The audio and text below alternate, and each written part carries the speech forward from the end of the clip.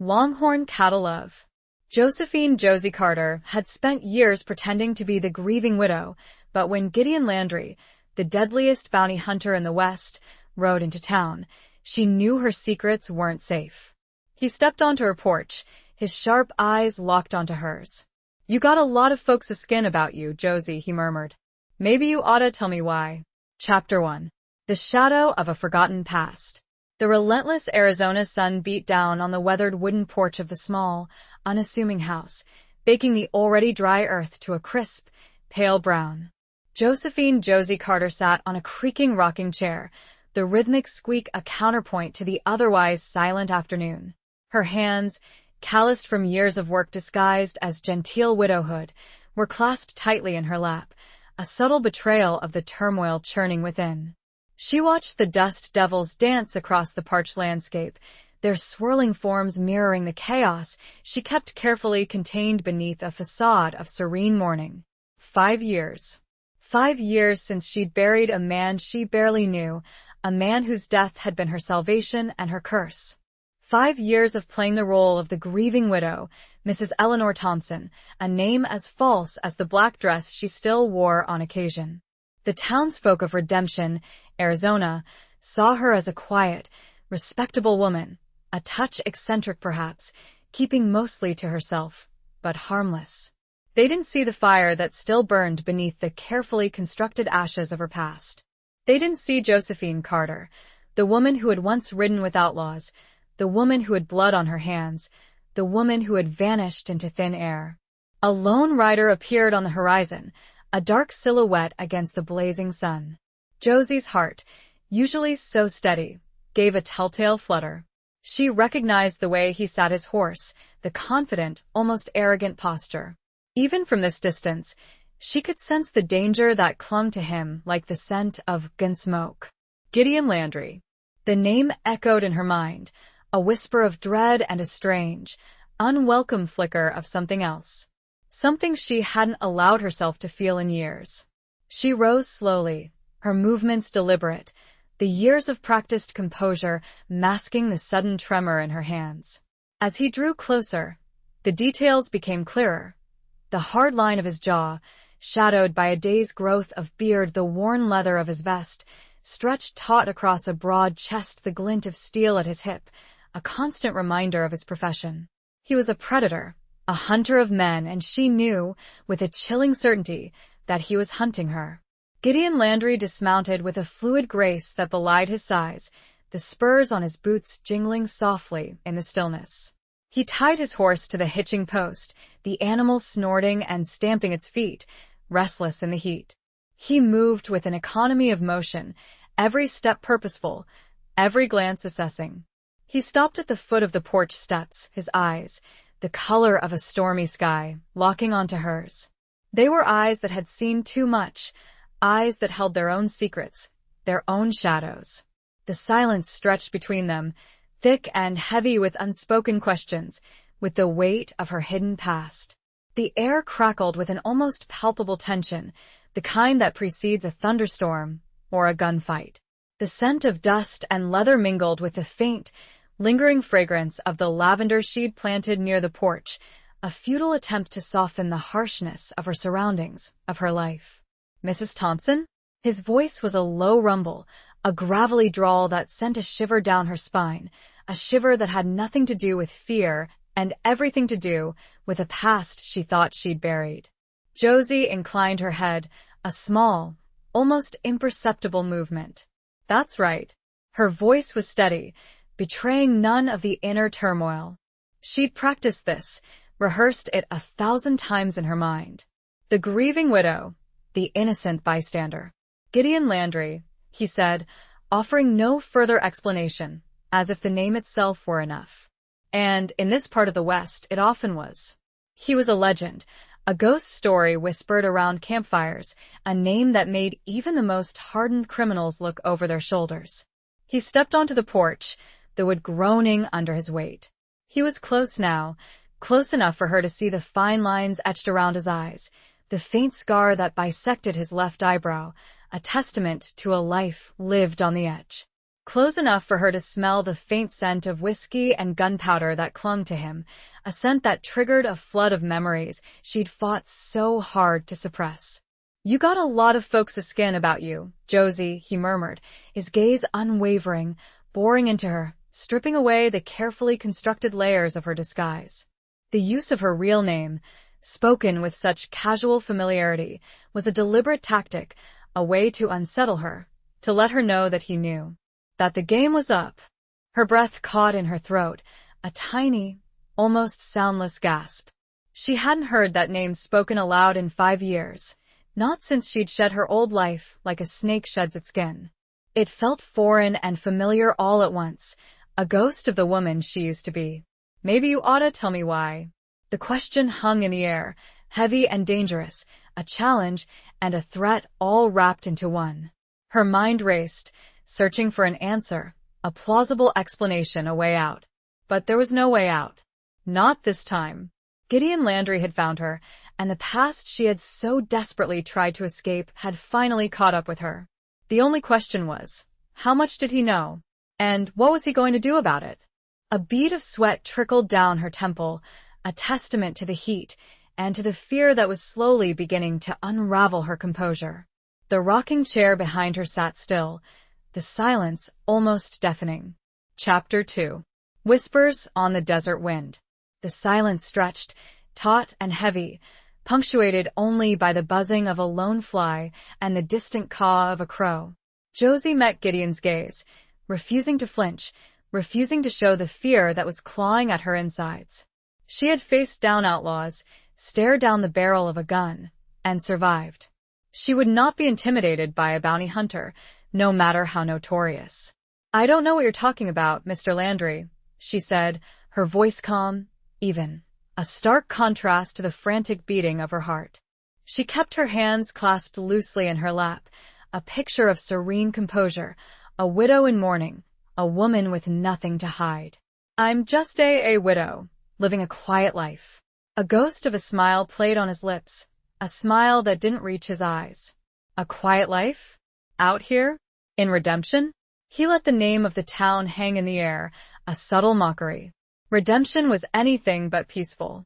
It was a haven for outlaws, a crossroads for trouble, a place where secrets were buried deep and grudges festered.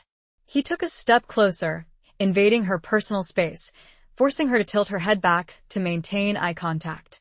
The scent of him, leather and dust and something wilder, filled her senses, stirring memories she had tried so hard to suppress. Memories of campfires under a vast, starlit sky, of the thrill of the chase, of the camaraderie of a life lived on the edge. "Folks say you appeared out of nowhere 5 years ago," he continued, his voice low and intimate, as if he were sharing a secret. "Bought this little place, kept to yourself. No family, no friends, no past." He paused, letting the words sink in. "That's a mighty lonely way to live, Mrs. Thompson, or should I say, Josie Carter?" She felt a jolt, a physical shock, as if he had struck her. The name, her real name, spoken with such deliberate emphasis, stripped away another layer of her carefully constructed facade. She fought to maintain her composure, to keep the mask from slipping. I don't know what you're talking about," she repeated, but this time her voice wavered, a tiny crack in her armor. She knew it was a futile denial, but she couldn't bring herself to admit the truth, not yet. The consequences were too dire, the stakes too high. He leaned in closer, his breath warm on her face. "Don't play coy with me, Josie. I've been tracking you for months. I know about the Blackwood gang, about the robbery in Santa Fe, about the man you left for dead." The words hit her like a physical blow. The Blackwood gang. Santa Fe. The memories flooded back, vivid and brutal. The dust, the heat, the screams, the blood. The face of the man she had loved, the man she had betrayed, the man she had thought was dead. Her carefully constructed world began to crumble around her. The lies, the deception, the years of hiding, all for naught. He knew. He knew everything. And now she was trapped. I was young, she stammered, finally breaking the silence, her voice barely a whisper. "I made mistakes. Mistakes? He raised an eyebrow, a sardonic expression on his face. Robbing a bank, killing innocent people, that's more than just a mistake, Josie. That's a debt that needs to be paid. She looked away, unable to meet his gaze any longer. The weight of her past, the guilt, the shame, pressed down on her, suffocating her. She had tried to outrun it, to bury it, but it had followed her, relentless and unforgiving. He's alive, she said, the words barely audible, a confession and a plea all in one. The man in Santa Fe. He lived. She looked back at him, her eyes filled with a mixture of relief and despair.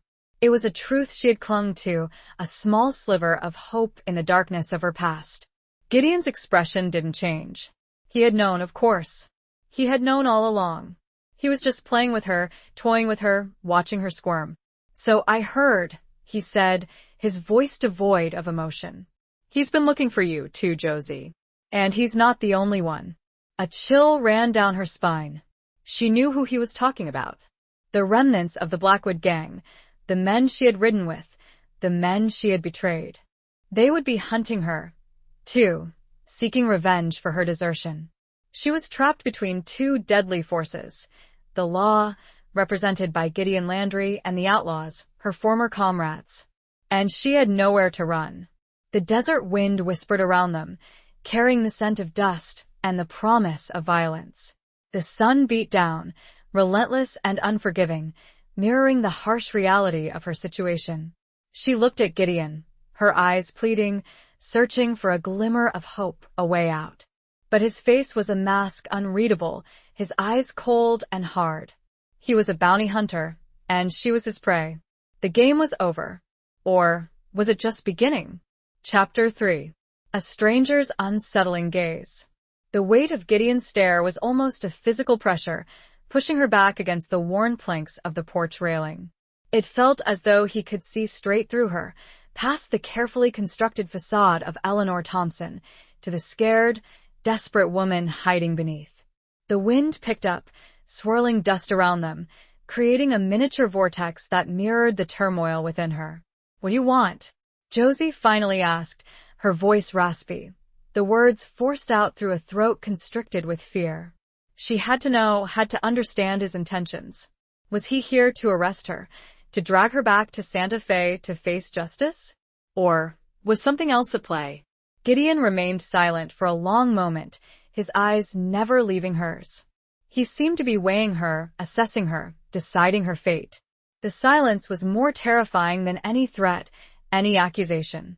It allowed her imagination to run wild, conjuring up all sorts of horrific scenarios. I want the truth, he finally said, his voice low and steady, the words cutting through the swirling dust. The whole truth. About Blackwood, about Santa Fe, about everything. She hesitated, her mind racing. Could she trust him? Could she afford not to? He was a bounty hunter, a man who lived by a code of his own, a code that often blurred the lines between law and outlaw. But there was something in his eyes, something beyond the cold calculation of a professional hunter, something that hinted at a deeper, more complex character. Why? She asked, her voice barely a whisper. Why do you care about the truth? You could just take me in, collect your bounty, and be done with it. He shifted his weight, the movement subtle but noticeable, the spurs on his boots jingling softly. He looked out at the vast expanse of the desert, his gaze distant, as if he were seeing something beyond the horizon. There's more to this than just a bounty, Josie, he said, his voice softer now, almost reflective. There are unanswered questions. Things that don't add up. She frowned, confused. What questions? What doesn't add up? He turned back to her, his eyes locking onto hers once more. The robbery in Santa Fe. It was messy, chaotic. Not Blackwood's usual style. He was meticulous, a planner. And then there's you vanished without a trace. Left your share of the loot behind. That's not the act of a woman who's just trying to get away. Josie's heart pounded in her chest. He was perceptive, too perceptive. He was seeing things, connecting dots, that she had hoped would remain hidden forever. I panicked, she said, the words a weak defense, A flimsy excuse.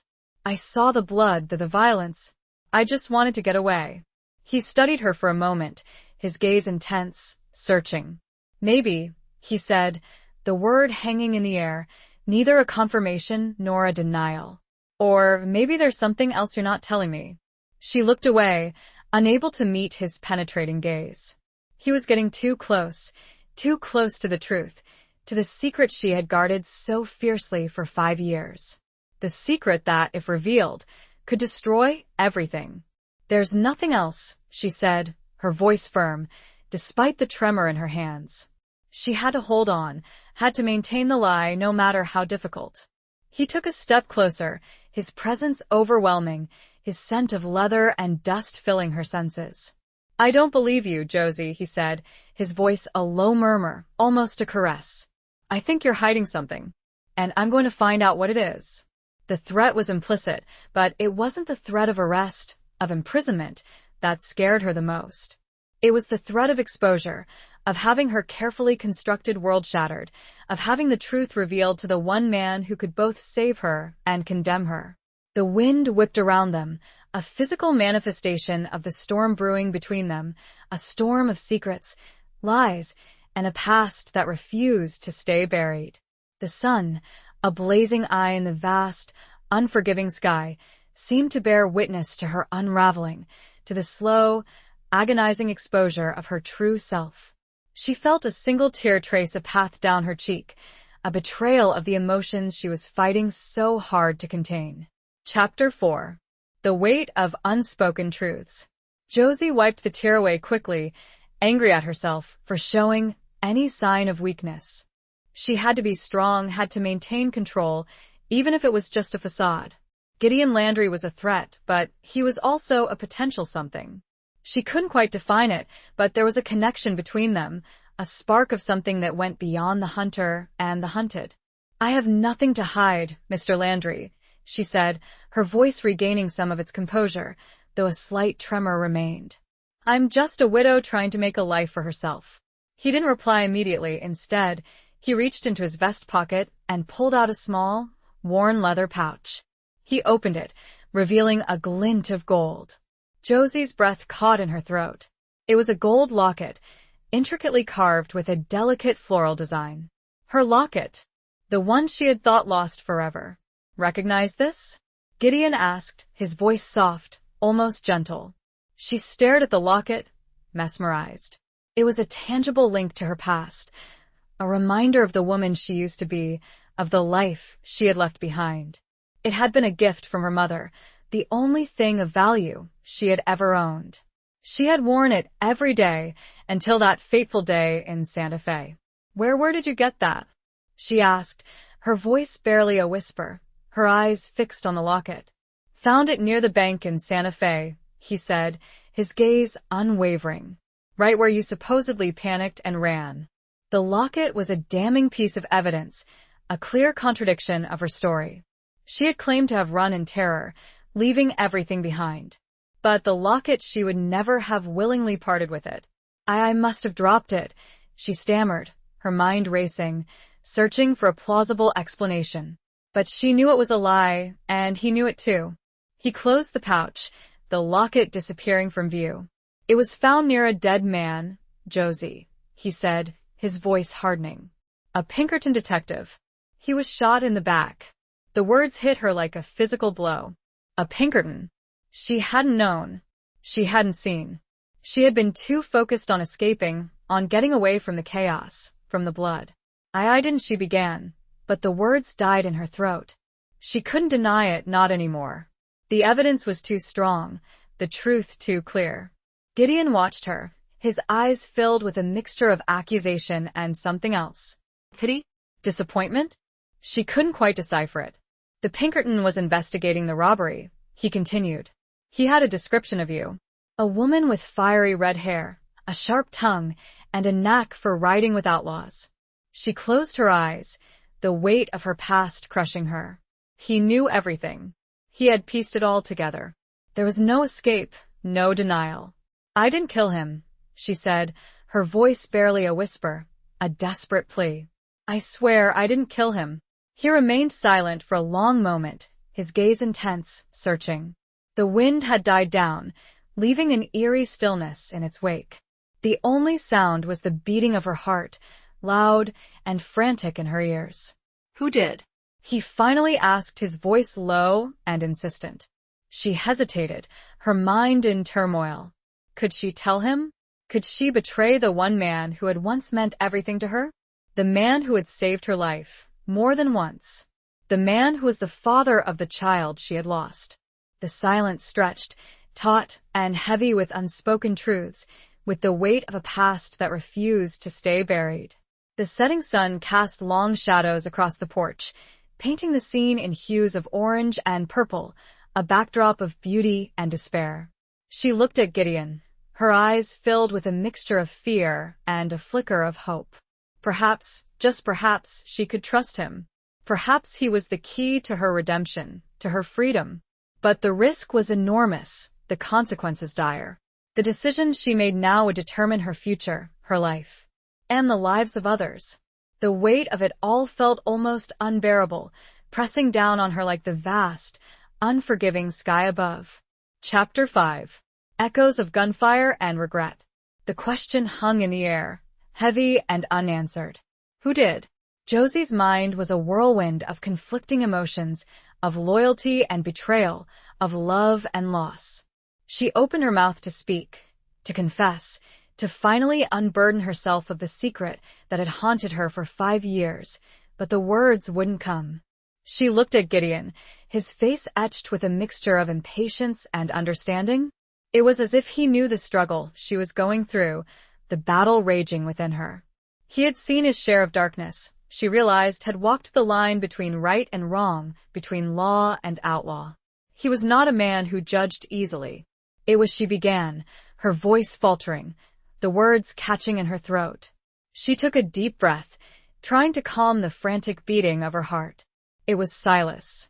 The name hung in the air, a ghost from the past, a name that evoked a mixture of love and hatred, of loyalty and betrayal. Silas Blackwood, the leader of the gang, the man she had loved, the man she had betrayed, the man who had fathered her child, a child she had lost before it had even drawn its first breath. Gideon's expression didn't change, but his eyes narrowed slightly, a flicker of something crossing his face. He knew the name, of course. Silas Blackwood was a legend, a notorious outlaw, a man who had evaded capture for years. Silas, he repeated, the name a low growl in his throat. I thought as much. Josie looked away, unable to meet his gaze. The shame, the guilt, washed over her anew. She had betrayed him, had run away, had left him to face the consequences of their actions. He didn't know about the Pinkerton, she said, her voice barely a whisper. He wouldn't have shot him in the back. It was a lie, a desperate attempt to protect the memory of the man she had loved, even though she knew he was capable of anything. Silas was ruthless, driven by a thirst for vengeance, for power. He had killed before, and he would kill again. Gideon remained silent, his gaze unwavering. He was letting her talk, letting her unravel, letting the truth spill out, piece by piece. We were going to leave, she continued, her voice trembling, the memories flooding back. Leave the gang, start a new life. We had it all planned. But then everything went wrong. She recounted the events of that fateful day, the chaos, the confusion, the gunfire. The image of Silas, his face contorted with rage, firing his gun blindly into the crowd. The scream of the Pinkerton as he fell, clutching his back. I ran, she said, her voice choked with emotion. I just ran. I couldn't stay. I couldn't face him. I couldn't face what we had done. She looked back at Gideon, her eyes pleading for understanding, for forgiveness. But she knew there was no forgiveness for what she had done. She had betrayed the man she loved, had run away from her responsibilities, had left a trail of death and destruction in her wake. The silence returned, heavier than before, punctuated only by the distant howl of a coyote. The sun had dipped below the horizon, painting the sky in shades of deep purple and blood red, a reflection of the darkness that had consumed her life. She felt a single tear trace a path down her cheek, a testament to the pain, the regret, the echoes of gunfire that still haunted her dreams. The weight of her unspoken truths, the ones she still couldn't bring herself to reveal, pressed down on her, a constant reminder of the price of her freedom, of her survival. Chapter 6. The Dance of Deception and Desire. Gideon stepped closer, his presence filling the small space of the porch, the scent of leather and dust a tangible reminder of the world he represented, a world she had tried so desperately to escape. He reached out, his hand hovering over hers, but he didn't touch her. "Why didn't you tell the authorities?" he asked, his voice low and husky, the question a challenge and an invitation all in one. Josie flinched, the question hitting a raw nerve. She had considered it many times, had wrestled with the idea of confessing, of turning herself in, of seeking redemption. But the fear had always held her back, the fear of imprisonment, of facing the consequences of her actions, of losing the fragile peace she had found in redemption. "I was afraid," she admitted, her voice barely a whisper, the words a confession of her weakness, of her cowardice. "They would have hanged me, or worse sent me back to Silas." The thought of facing Silas again, of seeing the hatred in his eyes, the disappointment, the betrayal, was more terrifying than any prison cell. She had seen what he was capable of, had witnessed his ruthlessness, his capacity for violence. Gideon's hand finally closed over hers, his touch surprisingly gentle, a stark contrast to the ruggedness of his appearance, to the harshness of his profession. His fingers were calloused, strong, but there was a tenderness in his touch that sent a shiver down her spine, a shiver that had nothing to do with fear and everything to do with a long-dormant desire. "He's still out there, Josie," he said, his voice a low murmur, his gaze locked onto hers. "And he's still looking for you." She knew it. She had felt it, the constant sense of being watched, the feeling that the past was closing in on her. She had tried to ignore it, to convince herself that it was just paranoia. But deep down, she knew that Silas would never give up, would never stop hunting her. "What do you want me to do?" she asked, her voice trembling, her eyes searching his. She was trapped, caught between two deadly forces, and she had no idea how to escape.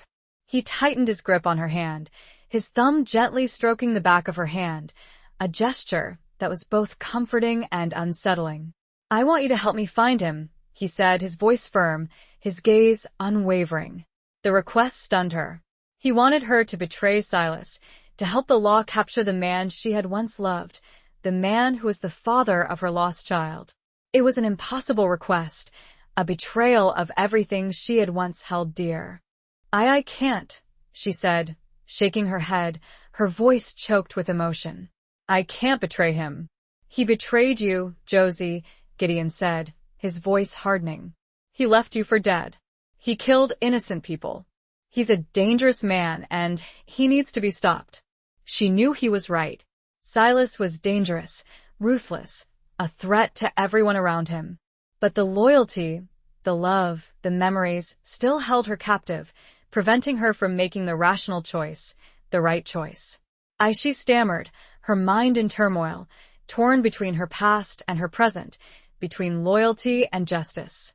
He leaned in closer, his face inches from hers, his breath warm on her skin.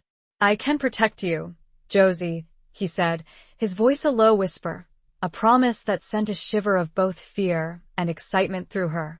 "I can keep you safe, but you have to trust me." Trust. It was a word she hadn't used in years, a concept that had been shattered by betrayal and violence. Could she trust Gideon Landry, a bounty hunter, a man who lived by a code of his own? Could she trust him with her life, with her secrets, with her heart? It was a dance of deception and desire, of fear and hope, of past and present, all swirling around her, threatening to consume her. The night had fallen, the darkness enveloping them, the only light coming from the faint glow of the moon and the stars, a silent audience to the dangerous game they were playing. Chapter 7. Beneath the starry veil of secrets. The silence that followed was thick with unspoken emotions, with the weight of her decision hanging heavy in the air. The moon, a silver crescent in the inky sky, cast long, dancing shadows across the porch, obscuring Gideon's face, making it difficult to read his expression. But his eyes, even in the dim light, held an intensity that sent shivers down her spine. Josie pulled her hand away from his, the sudden loss of contact leaving her feeling strangely vulnerable, exposed. She wrapped her arms around herself, a futile attempt to ward off the chill that had settled over her, a chill that had nothing to do with the desert night air and everything to do with the fear that was gripping her heart. "Trust you?" she said, her voice a shaky whisper, the words laced with a mixture of skepticism and longing. "How can I trust you? You're a bounty hunter. You hunt people like me." He didn't flinch, didn't deny it. He simply met her gaze, his eyes unwavering, his expression unreadable. "I hunt men who deserve to be hunted," he said, his voice low and steady, the words carrying the weight of conviction. "Men like Silas Blackwood." She looked away, unable to bear the intensity of his gaze. She stared out at the vast expanse of the desert, the landscape bathed in the soft glow of moonlight, the silence broken only by the distant howl of a coyote, a lonely, mournful sound that echoed her own sense of isolation. "He wasn't always like that," she said, her voice barely audible, a defense of the man she had once loved, a man who had been both her savior and her tormentor. He changed. The war, it changed him. She was referring to the Civil War, a conflict that had ravaged the land, leaving scars not only on the landscape, but also on the souls of the men who had fought in it. Silas had been a soldier, a Confederate officer, and he had seen things, done things, that had haunted him ever since. Gideon remained silent, listening, allowing her to speak, to unburden herself of the memories that had been bottled up inside her for so long. "He used to be kind," she continued, her voice choked with emotion. "Gentle. He loved poetry. Music. He dreamed of building a ranch, a home of family." She paused, the memories flooding back, vivid and bittersweet. The image of Silas, young and hopeful, his eyes filled with dreams, before the war had hardened him, before the violence had consumed him. "But the war, it took everything from him," she said, her voice trembling. "His family, his home, his dreams, it left him with nothing but anger, bitterness, and a thirst for revenge." She looked back at Gideon, her eyes pleading for understanding. She knew she was making excuses for him, trying to justify his actions, but she couldn't help it. The love, the loyalty, the memories still held a powerful grip on her heart. "I understand," Gideon said, his voice surprisingly gentle, his eyes softening. "But that doesn't excuse what he's done. He's a dangerous man, Josie, and he needs to be stopped before he hurts anyone else." She knew he was right. She knew that Silas was a threat, that he had to be brought to justice. But the thought of betraying him, of handing him over to the law, filled her with a sense of dread, of guilt, of loss. The night air was cool against her skin, the stars above a vast, glittering canvas, a silent witness to her internal struggle. She felt a tear trace a path down her cheek, a testament to the pain, the conflict, the impossible choice she had to make. Beneath the starry veil of secrets, she was alone, trapped between her past and her present, between the man she had loved and the man who offered her a chance at redemption. The decision was hers, and hers alone, and the weight of it felt almost unbearable. Chapter 8. When Trust Becomes a Weapon. "Give me time," Josie pleaded, her voice raspy, the words a desperate attempt to delay the inevitable, to postpone the decision that would change her life forever. "I need time to think."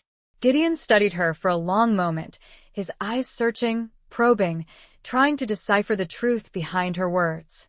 He knew she was stalling, that she was still clinging to the remnants of her loyalty to Silas, to the ghost of the man she had once loved. "Time is a luxury we don't have, Josie," he said, his voice firm, but not unkind. "Silas is out there, and he's not going to wait." She knew he was right. The longer she delayed, the greater the risk, not only to herself, but to others. Silas was like a wounded animal, unpredictable and dangerous. I know, she said, her voice barely a whisper, the words a reluctant admission of the truth. But I need to be sure. Sure of what? She wasn't even sure herself. Sure that she could trust Gideon? Sure that she could betray Silas? Sure that she could face the consequences of her actions, no matter what they might be?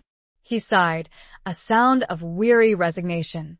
He knew he couldn't force her, that he had to win her trust, had to convince her that he was her only hope of survival, of redemption. All right, he said, his voice softer now. I'll give you until sunrise. But that's it. Then we ride. Sunrise. It seemed like an eternity away, and yet it was a fleetingly short amount of time to make such a momentous decision. A decision that would determine not only her fate, but also the fate of the man she had once loved, the man who had haunted her dreams for 5 long years. Where will you go? She asked, her voice trembling, her eyes searching his. He gestured towards the small barn behind the house, a weathered structure that had seen better days. I'll stay in the barn, he said. Keep an eye on things. Keep an eye on her, more likely. He didn't trust her, not completely. And she couldn't blame him. She had lied to him, deceived him, hidden her past from him. She was a risk, a liability. She began, but the words died in her throat. What could she say? Thank you? For giving her a few more hours of freedom before she potentially betrayed the man she had once loved? He turned to leave, his movements fluid and silent, the spurs on his boots jingling softly in the stillness of the night. He paused at the edge of the porch, his back to her, his silhouette outlined against the faint glow of the moon. Don't try to run, Josie, he said, his voice low and warning, the words a clear threat. I'll find you, and it won't be pretty. She didn't doubt it. He was a hunter, a tracker, and he had already proven his ability to find her, to uncover her secrets. She was trapped, caught in his web, and there was no escape. Not this time. Josie watched him walk away, disappearing into the darkness of the barn, leaving her alone with her thoughts, with her fears, with the crushing weight of her decision. Trust had become a weapon, a double-edged sword that could either save her or destroy her. And she had no idea which way it would swing. The night was silent, save for the occasional rustle of the wind through the dry grass, a subtle reminder of the unforgiving landscape that surrounded her, a landscape that mirrored the harsh reality of her life, of her choices. The moon, a silent observer, offered no answers, no solace, only a cold, distant light that illuminated the path she had to choose, a path shrouded in shadows and uncertainty. Chapter 9. The Price of Freedom and Vengeance. The hours of the night crawled by, each one an agonizing eternity. Josie remained on the porch, wrapped in a thin blanket, unable to sleep, unable to find any peace. Her mind was a battlefield, where conflicting emotions, memories, and fears clashed in a relentless, exhausting war. She thought of Silas, of the man he had been, of the man he had become. She remembered their first meeting, the spark of attraction, the shared dreams, the passionate love that had blossomed between them. She remembered the thrill of riding with the gang, the adrenaline rush of the robberies, the feeling of freedom, of living on the edge. But she also remembered the violence, the bloodshed, the innocent lives that had been destroyed. She remembered the growing darkness in Silas's eyes, the ruthlessness that had replaced the kindness, the gentleness. She remembered the fear, the constant fear of being caught, of being killed, of losing everything. She thought about Gideon. She recalled his arrival and his unsettling gaze. And she thought of Gideon, of the man who had tracked her down, who had uncovered her secrets, who had offered her a chance at redemption. A chance that came with a price, a terrible price. The price of betraying the man she had once loved. She replayed his words. I can protect you, Josie. I can keep you safe. But you have to trust me. Could she trust him? He was a bounty hunter, a man who lived by a code of his own, a code that often blurred the lines between law and outlaw. But there was something in his eyes, something that hinted at a deeper, more complex character. A hint of honor, of integrity, of compassion. As the first faint rays of dawn began to paint the eastern sky, Josie finally reached a decision. It was a decision born not of logic, not of reason, but of a deep, visceral need for survival, for redemption, for a chance to finally escape the shadows of her past. She stood up, the blanket falling from her shoulders, her body stiff and aching from the cold. She looked towards the barn, where Gideon was waiting, where her fate awaited her. She knew what she had to do. She walked towards the house, her steps slow but determined. She went inside, the familiar surroundings offering a small measure of comfort, a fleeting sense of normalcy. She went to her bedroom, a small, sparsely furnished room that had been her sanctuary for the past 5 years. She opened a wooden chest at the foot of her bed, a chest that contained the few belongings she had managed to salvage from her past life. She rummaged through the contents, her hands trembling, until she found what she was looking for. It was a gun, a Colt Peacemaker, the same gun she had carried when she rode with the Blackwood gang. It was heavy, cold, a tangible reminder of her violent past. She checked the cylinder, making sure it was loaded. She strapped the gun belt around her waist, the leather familiar against her skin. She looked at herself in the small, cracked mirror hanging on the wall. She saw a woman who was both familiar and foreign, a woman who had been hardened by life, by loss, by betrayal. A woman who was ready to fight for her survival, for her freedom. She walked out of the house, leaving behind the facade of Eleanor Thompson, the grieving widow. She was Josephine Carter again, the woman who had ridden with outlaws, the woman who had blood on her hands, the woman who was about to betray the man she had once loved. The sun was rising, casting a golden glow over the desert landscape, a new day dawning, a new chapter beginning. She walked towards the barn, her heart pounding in her chest, her hand resting on the butt of her gun. The price of freedom was high, and she was about to pay it. But the price of vengeance, she knew, could be even higher. And that was a price she was no longer willing to pay. The air was still, the silence broken only by the sound of her boots crunching on the dry earth, a steady rhythm that matched the beat of her heart, a heart filled with a mixture of fear, determination, and a flicker of hope. Chapter 10. Crossroads of the Heart and the Frontier. The barn was dim and cool, the air thick with the scent of hay and horses. Gideon was leaning against a stall, his arms crossed, his eyes fixed on the entrance. He had been waiting, anticipating her arrival, knowing that she would come. He straightened up as she approached, his expression unreadable, his eyes searching hers, trying to gauge her resolve, her intentions. He had given her the night to think, to decide, and now, the moment of truth had arrived. Josie stopped a few feet away from him, her hand resting on the butt of her gun, her heart pounding in her chest. She met his gaze, her eyes unwavering, her expression determined. "I'll do it," she said, her voice firm, the words clear and resolute.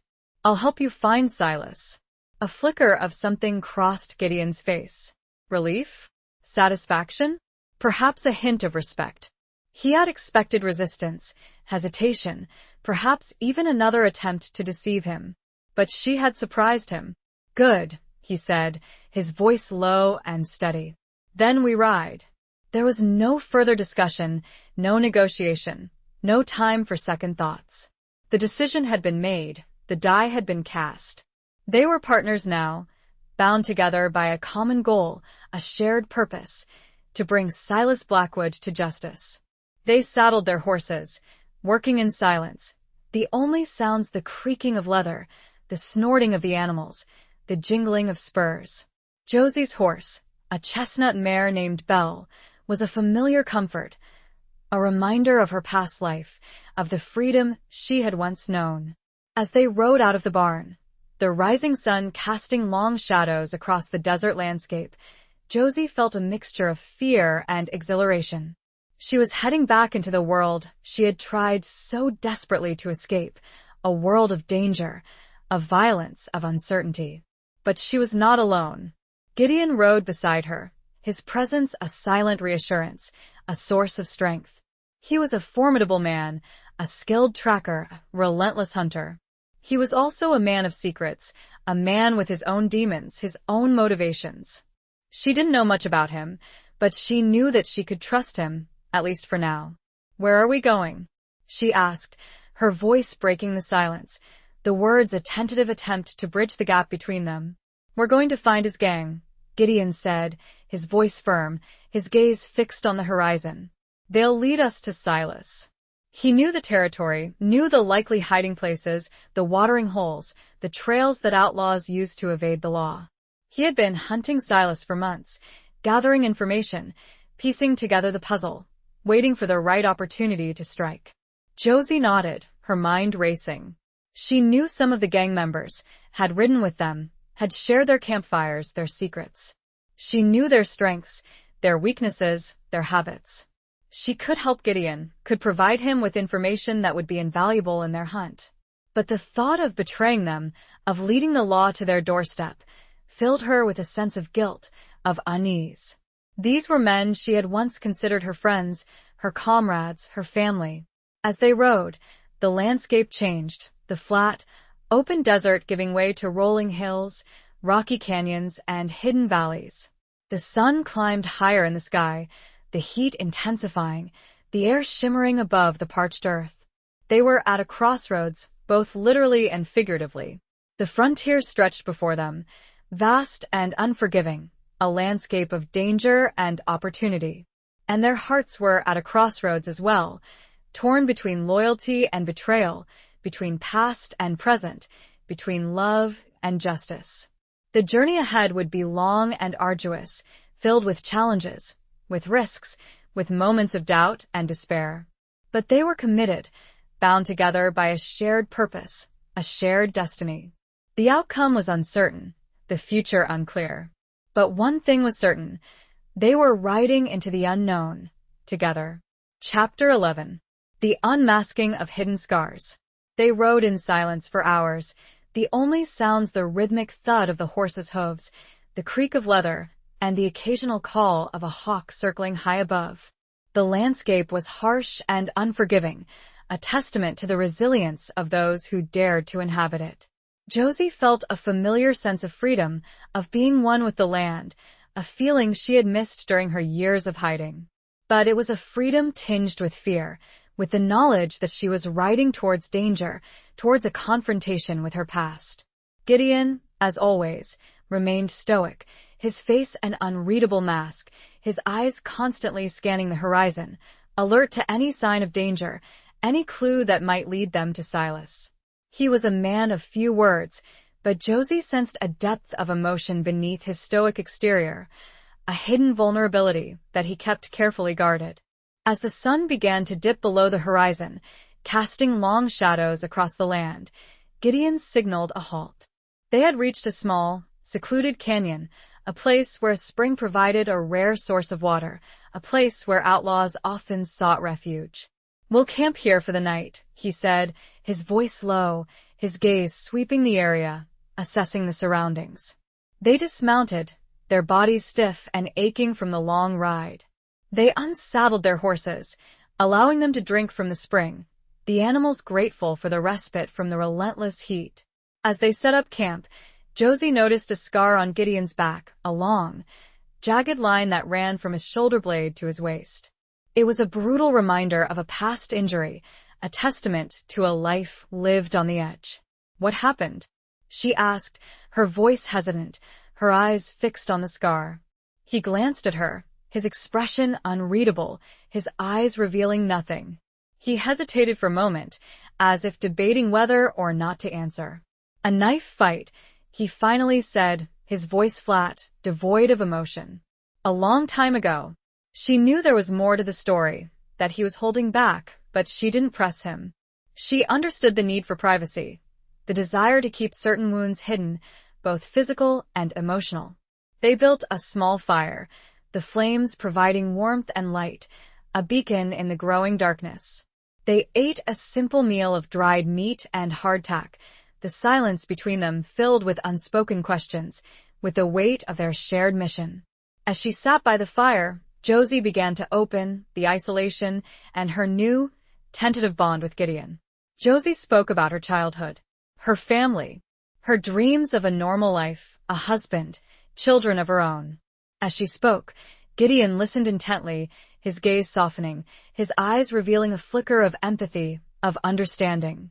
He saw beyond the outlaw, beyond the facade, to the woman beneath, the woman who had been scarred by life, by loss, by betrayal. He, in turn, shared small snips of his history. It was not a grand reveal, but enough for her to understand that his life, as well, held much pain. The unmasking of hidden scars, both physical and emotional, created a bond between them, a connection that went beyond their shared mission, a connection that hinted at something deeper, something more profound.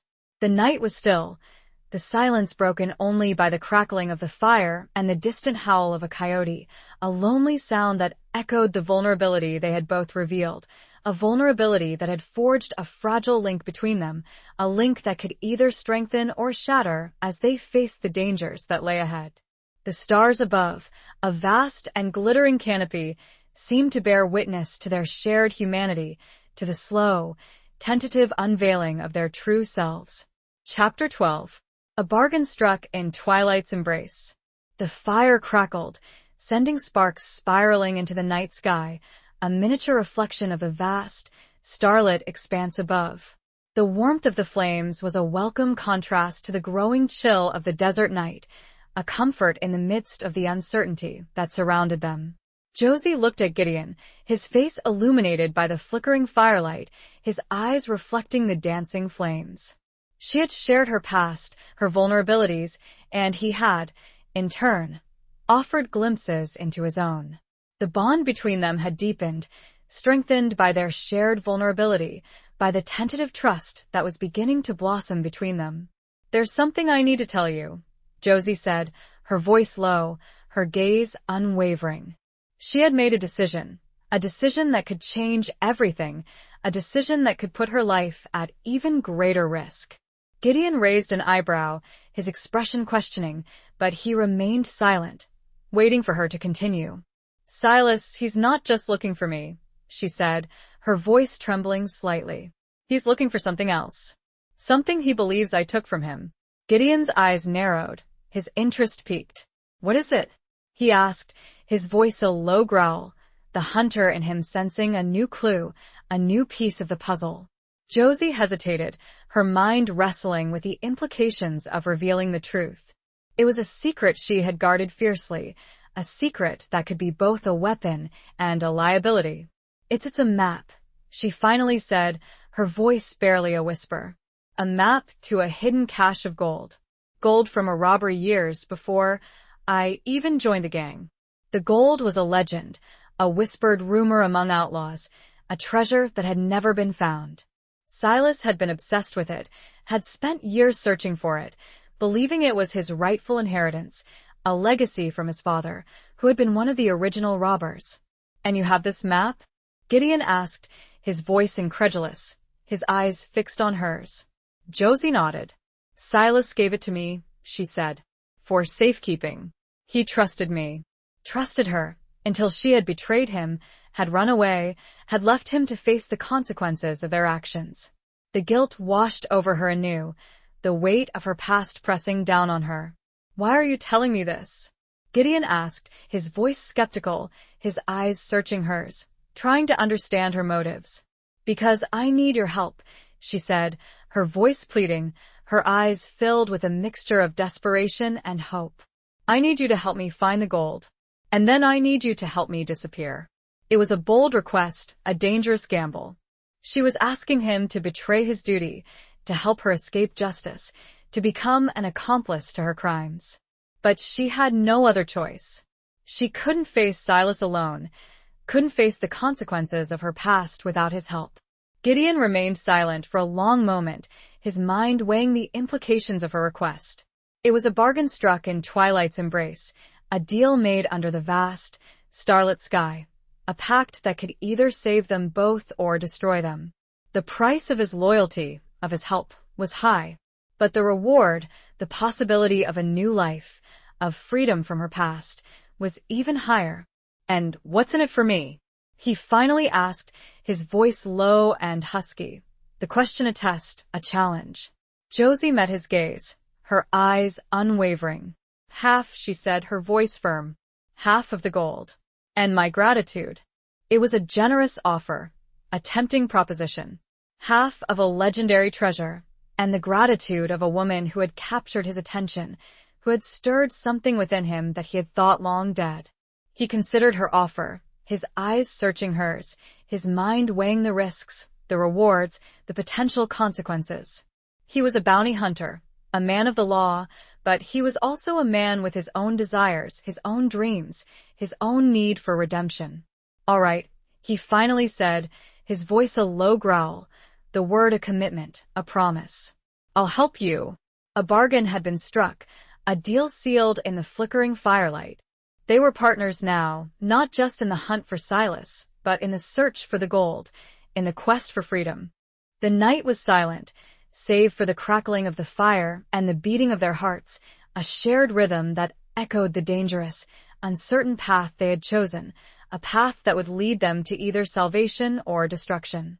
The twilight embraced them, a cloak of shadows and secrets, a testament to the fragile trust that had been forged between them, a trust that would be tested in the days to come. Chapter 13. The Gathering Storm of Revelation.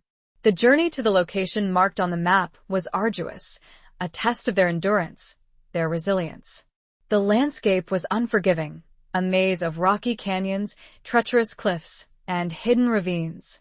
The sun beat down mercilessly, the heat shimmering above the parched earth, testing their physical and mental limits. Gideon led the way, his knowledge of the territory proving invaluable. He moved with a confidence, an assurance that came from years of experience, of tracking men and animals across the vast expanse of the West. Josie followed close behind, her trust in him growing with each passing day, her reliance on his skills, his strength deepening. They spoke little, conserving their energy, their words limited to essential communication. But the silence between them was not uncomfortable, not strained. It was a silence born of shared purpose, of mutual respect, of a growing understanding that went beyond words. As they drew closer to their destination, Josie felt a growing sense of unease, of apprehension. The map was old, faded, the markings cryptic, the directions vague. There was no guarantee that the gold was still there, that it had not been discovered by someone else, or simply lost to the ravages of time. And then there was Silas. He was still out there, somewhere, hunting for her, hunting for the map, hunting for the gold. The thought of facing him again, of confronting the man she had once loved, the man who had become her enemy, filled her with dread, with a chilling premonition of violence. One evening, as they were setting up camp in a narrow canyon, Gideon noticed a sign, a subtle clue that indicated they were not alone. A broken twig, a faint footprint, a disturbed stone. "Someone's been here," he said, his voice low, his eyes scanning the surroundings, alert to any sign of danger. "Recently." Josie's heart pounded in her chest. Silas? Or someone else? The uncertainty was terrifying, the sense of being watched, of being hunted, a constant pressure on her nerves. They extinguished their fire, plunging the canyon into darkness, the only light coming from the moon and the stars. They waited, silent and alert, their senses heightened, their weapons close at hand. The silence stretched, taut and heavy, punctuated only by the occasional rustle of the wind, the distant hoot of an owl. The tension was almost unbearable, the anticipation of an attack a constant threat. Suddenly, a sound broke the silence. The unmistakable sound of a horse's whinny, coming from somewhere up ahead. Gideon motioned for Josie to stay put. He moved silently, like a shadow, disappearing into the darkness, his gun drawn, his senses alert. Josie waited, her heart pounding in her chest, her hand gripping the butt of her gun. She strained her ears, listening for any sound, any indication of what was happening. Minutes stretched into an eternity.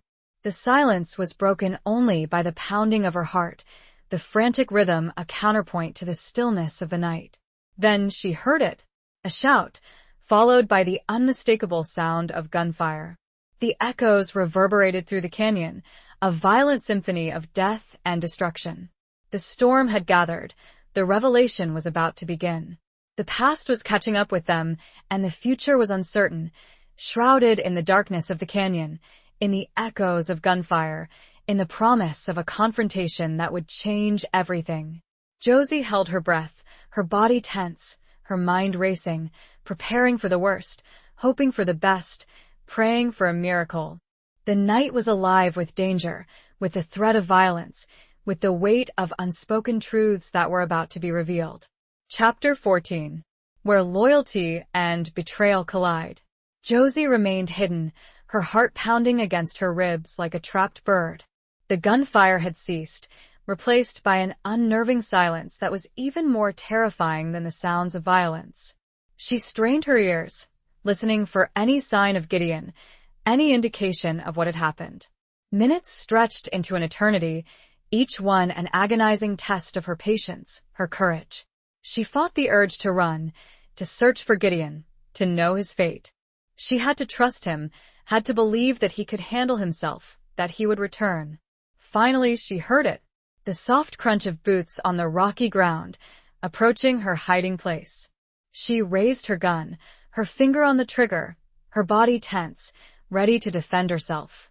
Gideon emerged from the darkness, his face grim, his clothes covered in dust, a trickle of blood running down his arm.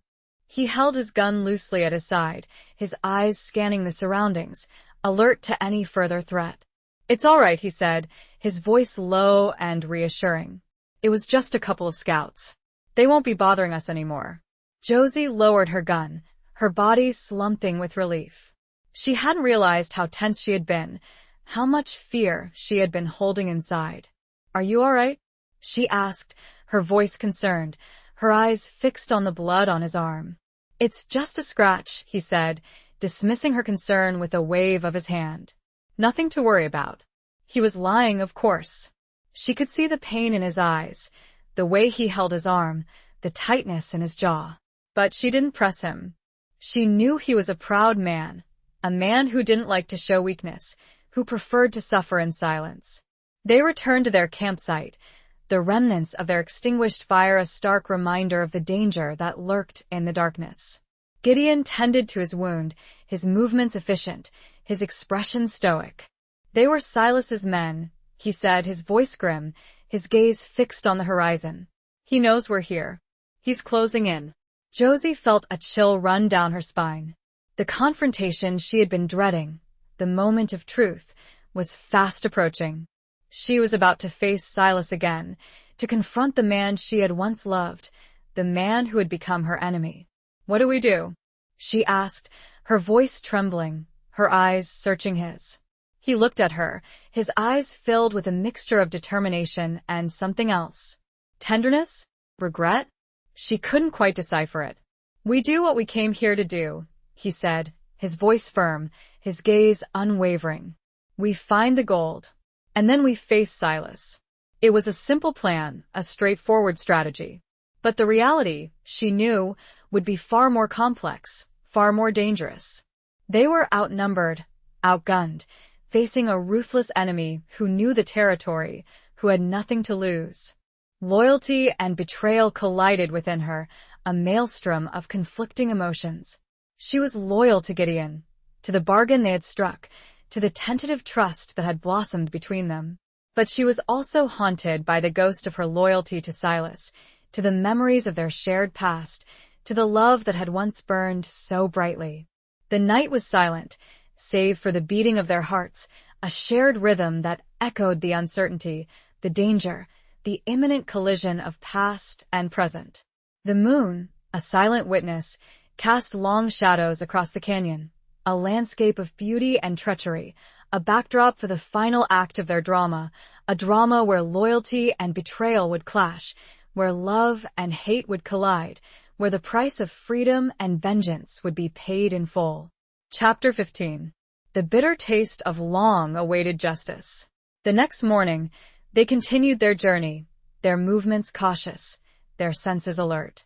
They were deep in Silas's territory now, the danger palpable, the threat of an ambush a constant presence. Gideon led the way, following the cryptic markings on the map, his eyes constantly scanning the surroundings, searching for clues, for any sign of the hidden casts. Josie followed close behind, her hand resting on the butt of her gun, her heart pounding in her chest. After hours of searching, they finally found it.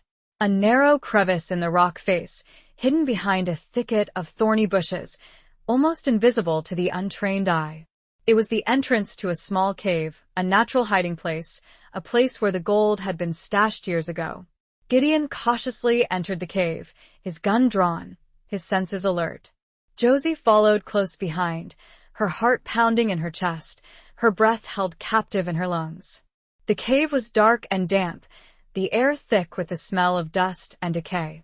The only light came from the entrance, a faint, ethereal glow that illuminated the interior just enough to see. And then they saw it, a wooden chest, bound with iron straps, sitting in the center of the cave. It was old, weathered, but intact. The gold. Gideon approached the chest, his movements slow and deliberate. He knelt down, his hand hovering over the lid, his eyes fixed on the ancient lock. Suddenly, a voice broke the silence. A voice that Josie knew all too well, a voice that sent a shiver of both fear and longing down her spine. Well, look what we have here. Silas emerged from the shadows, his face a mask of anger and betrayal, his eyes burning with a cold, hard light. He held a gun in his hand, pointed directly at Gideon. Behind him, several other men emerged, all armed, all members of the Blackwood gang, all loyal to Silas. They were surrounded, outnumbered, trapped. Josie's heart sank. This was it. The confrontation she had been dreading. The moment of truth. There was no escape, no way out. Josie, Silas said, his voice a low growl, the name a curse and an accusation. I knew you'd come back to me. Eventually. He stepped closer, his gaze fixed on her, his eyes filled with a mixture of hatred and something else. Was it love? Or just the twisted remnants of a love that had been poisoned by betrayal? I didn't come back for you, Silas, Josie said, her voice firm, her gaze unwavering. I came for the gold. It was a lie, a half-truth. She had come for the gold, yes, but she had also come for Gideon, for a chance at a new life, for a chance to escape the shadows of her past. Silas laughed, a harsh, bitter sound that echoed through the cave. You always were a liar, Josie, he said. A beautiful, treacherous liar. He turned his attention to Gideon, his eyes narrowing, his expression hardening.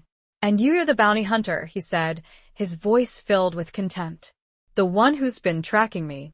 Gideon remained silent, his gaze unwavering, his hand still hovering over the chest, his body tense, ready to react. I should have killed you when I had the chance, Silas said, his voice a low growl. But I wanted to see Josie's face when she realized it was all for nothing. He raised his gun, aiming it directly at Gideon's heart. Goodbye, bounty hunter. Josie reacted instinctively. She drew her gun, firing a shot that struck Silas in the arm, knocking the gun from his hand. The cave erupted in chaos. Gunfire, shouts, screams. The long-awaited justice, though it had arrived, tasted bitter, tainted by the violence, by the loss, by the echoes of a past that refused to stay buried. The air was thick with smoke, with the smell of gunpowder, with the stench of death. And in the midst of it all, Josie stood, her gun still smoking, her heart aching, her future uncertain. Chapter 16. Riding through the flames of redemption. The battle was swift and brutal. Gideon, despite his injured arm, fought with the ferocity of a cornered wolf, his movements precise, his aim deadly. Josie, fueled by adrenaline and a desperate desire to survive, fought alongside him, her gun blazing, her past skills resurfacing with a vengeance. The members of the Blackwood gang, caught off guard by Josie's sudden attack, fell one by one, their bodies crumpling to the dusty floor of the cave. Silas, wounded and enraged, fought with a desperate fury, his eyes burning with hatred, his movements fueled by a thirst for revenge. But in the end, It was Gideon who delivered the final blow. A single shot, fired with deadly accuracy, that struck Silas in the chest, ending his reign of terror, silencing his voice forever. The silence that followed was deafening, broken only by the ragged breathing of Gideon and Josie, the echoes of gunfire still ringing in their ears. The air was thick with smoke, with the smell of gunpowder, with the stench of death. Josie looked at Silas's lifeless body, her heart aching with a mixture of grief, relief, and regret. She had loved him once, had shared his dreams, had ridden alongside him. But he had become a monster, a shadow of the man she had once known. And she had been forced to betray him, to help bring him down, to end his reign of terror. Gideon stood beside her, his gun still smoking, his face grim, his eyes filled with a mixture of weariness and satisfaction. He had done his job, had brought a notorious outlaw to justice. But the victory felt hollow, tainted by the violence, by the loss, by the realization that there were no winners in this brutal game. They left the cave, leaving behind the bodies, leaving behind the gold, leaving behind the ghosts of their past. They rode away from the scene of the battle, the rising sun casting long shadows across the landscape, a new day dawning, a new chapter beginning. They rode in silence, their thoughts their only companions, their emotions a tangled mess of grief, relief, guilt, and hope. They had survived, had faced their demons, had emerged from the flames of their past, scarred but not broken. As they rode, Josie realized that she had found something she had thought lost forever. A sense of purpose, a sense of self-worth, a sense of freedom. She had betrayed Silas, yes, but she had also redeemed herself, had paid the price for her past mistakes, had earned a chance at a new life. And she had found something else, something unexpected, something precious. A connection with Gideon, a bond forged in the crucible of violence, a trust built on shared vulnerability, a love that had blossomed in the midst of chaos and despair. They were riding through the flames of redemption towards an uncertain future, but they were riding together.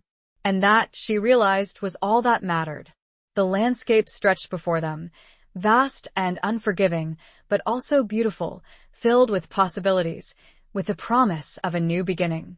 The sun was shining, the sky was clear, and the wind whispered through the dry grass, carrying the scent of hope, of renewal, of a future that was finally within their reach. Chapter 17. The Ghost of Yesterday's Promises. They rode for days, putting as much distance as possible between themselves and the scene of the battle, between themselves and the ghosts of their past. They spoke little, their silence a reflection of the emotional toll the confrontation had taken, the weight of the decisions they had made, the lives they had taken. They eventually reached a small, isolated town, a place where they could rest, resupply, and decide what to do next. The gold was still in the cave, unclaimed, a potential fortune that could change their lives forever. But neither of them seemed interested in it, the allure of wealth overshadowed by the trauma they had experienced, by the realization that money could not buy happiness, could not erase the scars of the past. They found a small, quiet hotel, a place where they could blend in, where they could be anonymous, where they could try to heal, to rebuild, to start anew. They took separate rooms, a silent acknowledgement of the need for space, for time to process their emotions, to come to terms with what had happened. Josie spent her days wandering through the town, observing the people, the mundane routines of their lives, the normalcy that she had craved for so long. She watched families laughing, children playing, couples holding hands, and she felt a pang of longing, a yearning for a life that had always seemed out of reach. She thought of Silas, of the man he had been, of the man he had become. She mourned his loss, not just the loss of his life, but the loss of the dreams they had once shared, the loss of the love that had once burned so brightly. She also thought of Gideon, of the man who had saved her life, of the man who had offered her a chance at redemption, of the man who had stirred something within her that she had thought long dead. She was drawn to him, attracted to his strength, his resilience, his quiet intensity. But she was also afraid of letting herself feel, afraid of being hurt again, afraid of repeating the mistakes of her past. One evening, as she was sitting on the porch of the hotel, watching the sunset paint the sky in hues of orange and purple, Gideon joined her. He sat beside her, his presence a silent comfort, his gaze fixed on the horizon. "What will you do now?" he asked, his voice low, his eyes searching hers. Josie shrugged, her gaze following his, her mind uncertain. "I don't know," she said, her voice barely a whisper. "I haven't thought that far ahead." It was true. She had been so focused on surviving, on escaping her past, that she had not given much thought to the future, to what she wanted, to what she needed. "You could go back for the gold," Gideon said, his voice neutral, his gaze still fixed on the horizon. She shook her head. "No," she said, her voice firm. "I don't want it. It's tainted. It carries too many bad memories." He nodded, understanding. He felt the same way. The gold had lost its allure, its power to tempt, its ability to promise a better life. "What about you?" she asked, turning to face him, her eyes searching his. "What will you do?" He met her gaze, his eyes filled with a mixture of weariness and something else. Hope? Longing? She couldn't quite decipher it. "I don't know," he said, his voice a low murmur. "I've been a bounty hunter for so long, it's all I know." But he was tired, she realized. Tired of the violence, tired of the loneliness, tired of the constant pursuit of justice that often felt empty, unsatisfying. The silence stretched between them, comfortable, familiar, filled with unspoken emotions, with the ghost of yesterday's promises, with the uncertainty of tomorrow's possibilities. The sunset faded, the sky darkening, the stars beginning to appear, a vast, glittering canopy above them. Josie felt a tear trace a path down her cheek, a testament to the pain, the loss, the hope, the longing, all swirling within her. The future was a blank canvas, waiting to be painted, and they held the brushes, the colors, the power to create their own masterpiece, a masterpiece born of the ashes of their past, a masterpiece that could either be a testament to their resilience or a reflection of their failures. Chapter 18. A reckoning under the desert. Sundays turned into weeks, and the small town became a temporary refuge, a place where Josie and Gideon could begin to heal, to rebuild, to contemplate their futures. They spent their days exploring the surrounding countryside, riding their horses through the vast, open spaces, finding solace in the beauty of the landscape, in the silence of the desert. They spoke more now, sharing their stories, their dreams, their fears. Josie learned more about Gideon's past, about the loss of his family, about the events that had led him to become a bounty hunter, about the demons that still haunted him. Gideon learned more about Josie's childhood, about her rebellious spirit, about the circumstances that had led her to join the Blackwood gang, about the regrets that she carried. The bond between them deepened, strengthened by their shared experiences, by their mutual understanding, by the growing affection that neither of them could deny. They were drawn to each other, attracted to each other's strength, resilience, vulnerability. One afternoon, as they were riding back to town, they came across a group of men harassing a young woman. The men were rough, uncouth, their intentions clearly malicious. Josie recognized them as members of a local gang, known for their lawlessness, their brutality. Without hesitation, Gideon intervened, his voice calm but firm, his hand resting on the butt of his gun. "Leave her alone," he said, his eyes cold and hard, his demeanor threatening. The men hesitated, surprised by his sudden appearance, by the authority in his voice, by the dangerous glint in his eyes. They recognized him, knew his reputation, knew that he was not a man to be trifled with. "This ain't your business, bounty hunter," one of the men said, his voice defiant, but his eyes betraying his fear. "It is now," Gideon said, his voice a low growl, his hand tightening on his gun. The men exchanged glances, their bravado faltering, their courage waning. They knew they were outmatched, outgunned. They backed down, reluctantly, their faces filled with resentment, their eyes promising revenge. They rode away, leaving Gideon and Josie alone with the young woman. She was shaken, terrified, but unharmed. She thanked them profusely, her voice trembling, her eyes filled with gratitude. As they watched her ride away, Josie looked at Gideon, her eyes filled with admiration, with respect, with love. She had seen a different side of him, a side that was not just a hunter, a killer, but a protector, a defender, a man of honor. "You didn't have to do that," she said, her voice soft, her gaze unwavering. He shrugged, his expression stoic, but his eyes betraying his emotion. "Yes, I did," he said, his voice firm. "Someone had to." It was a reckoning under the desert sun, a moment of truth that revealed the true character of both Gideon and Josie. They had both been tested, had both faced their demons, had both chosen to do what was right, even when it was difficult, even when it was dangerous. They returned to town, their hearts filled with a renewed sense of purpose, with a deeper understanding of themselves, of each other. The past was still there, the ghost still lingered, but they were no longer defined by it, no longer controlled by it. They were moving forward, together, towards a future that was still uncertain, but filled with possibilities, with the promise of a new beginning, a new life. The desert sun beat down on them, a harsh, unforgiving light, but also a source of warmth, of life, of hope. Chapter 19. The fading echoes of a shared past. The weeks that followed were a time of quiet reflection, of healing, of tentative steps towards a new life. Josie and Gideon remained in the small town, finding solace in its anonymity, in its peaceful rhythm. They spent their days exploring the surrounding countryside, riding their horses, sharing their thoughts, their dreams, their fears. The bond between them continued to deepen, to strengthen.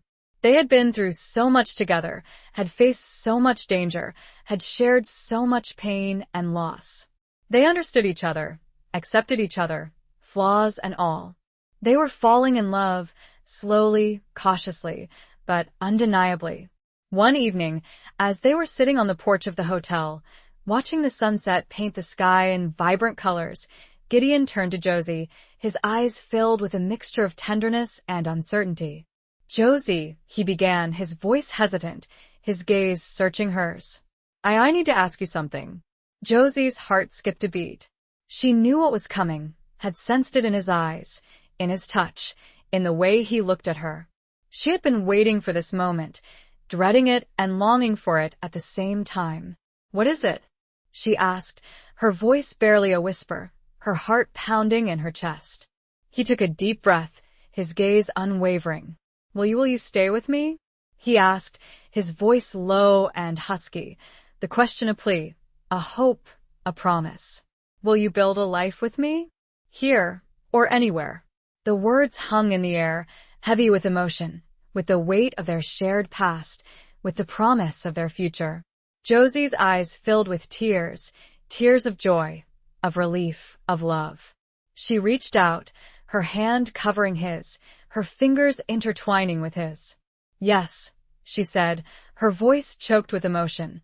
The word a commitment, a vow, a promise. "Yes, I will." He smiled, a rare, genuine smile that lit up his face, that erased the years of hardship, of loneliness, of pain.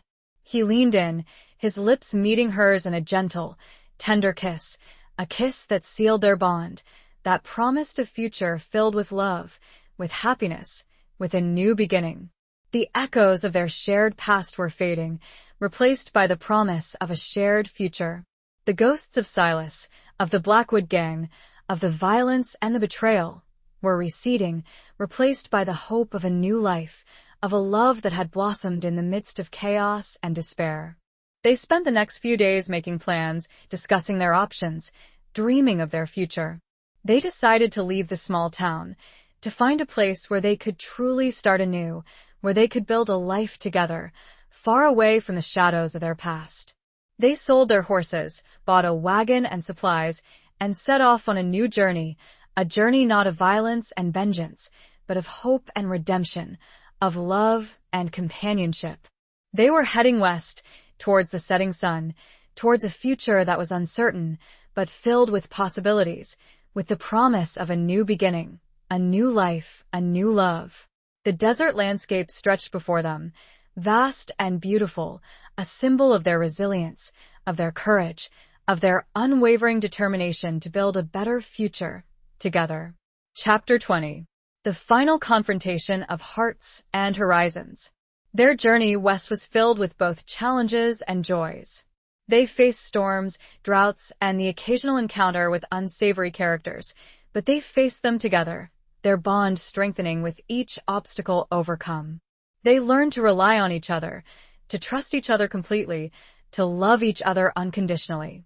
They eventually reached California, a land of promise, of opportunity, of new beginnings. They found a small, secluded valley, nestled among rolling hills, a place of breathtaking beauty, a place where they could finally put down roots, where they could build their dream. They bought a piece of land, a sprawling ranch with a small, dilapidated cabin, a place that needed work, that needed love, that needed them. They worked tirelessly side by side, rebuilding the cabin, clearing the land, planting crops, raising livestock. They built a home, a sanctuary, a place where they could finally be themselves, where they could leave the past behind, where they could embrace the future. They filled their home with laughter, with love, with the simple joys of everyday life. They made friends with their neighbors, became part of the community, built a life that was far removed from the violence and the chaos of their past. They were no longer Josie Carter, the outlaw, and Gideon Landry, the bounty hunter. They were simply Josie and Gideon, a couple building a life together, a couple in love, a couple who had found redemption, who had found peace, who had found happiness. One evening, as they were sitting on the porch of their newly built home, watching the sunset paint the sky in a breathtaking display of colors, Josie turned to Gideon, her eyes filled with love, with gratitude, with a sense of contentment that she had never thought possible. "Thank you," she said, her voice soft, her gaze unwavering. "Thank you for everything." He smiled, a gentle, loving smile that reached his eyes, that erased the years of hardship, of loneliness, of pain. He reached out, his hand cupping her cheek, his thumb gently stroking her skin. "No," he said, his voice a low murmur, his eyes filled with love. "Thank you. You saved me, Josie. You gave me a reason to live, a reason to hope, a reason to love." They embraced, their bodies melting together, their hearts beating as one. They had come so far, had faced so much, had overcome so many obstacles. They had confronted their past, had made peace with their demons, had found redemption in each other's arms. This was their final confrontation, not a confrontation of violence and vengeance, but a confrontation of hearts and horizons. They had faced the challenges of their past, had embraced the possibilities of their future, and had found a love that was stronger than any obstacle, a love that would last a lifetime. The sun dipped below the horizon, the sky ablaze with color, a fitting end to their journey, a fitting beginning to their new life. They stood together, silhouetted against the fading light, two figures who had found solace, who had found love, who had found a home in each other's arms. The vast expanse of the horizon stretched before them, a symbol of their limitless possibilities, of their enduring love, of their triumphant journey from darkness to light, from despair to hope, from the ashes of their past to the promise of their future. Epilogue. Years passed, and the ranch prospered. Josie and Gideon built a life filled with love, laughter, and the simple joys of everyday existence. They raised children, watched them grow, and eventually welcomed grandchildren into their ever-expanding family. The scars of their past remained, a reminder of the hardships they had endured, of the battles they had fought, of the price they had paid for their freedom, for their love. But the scars no longer defined them, no longer controlled them. They were simply a part of their story, a testament to their resilience, their courage, their unwavering determination to build a better future. Josie never forgot Silas, never forgot the love they had once shared, never forgot the pain of his betrayal, never forgot the violence of his death. But she had forgiven him, had made peace with his memory, had found a way to move on, to embrace the future. Gideon never forgot his life as a bounty hunter, never forgot the men he had hunted, never forgot the lives he had taken.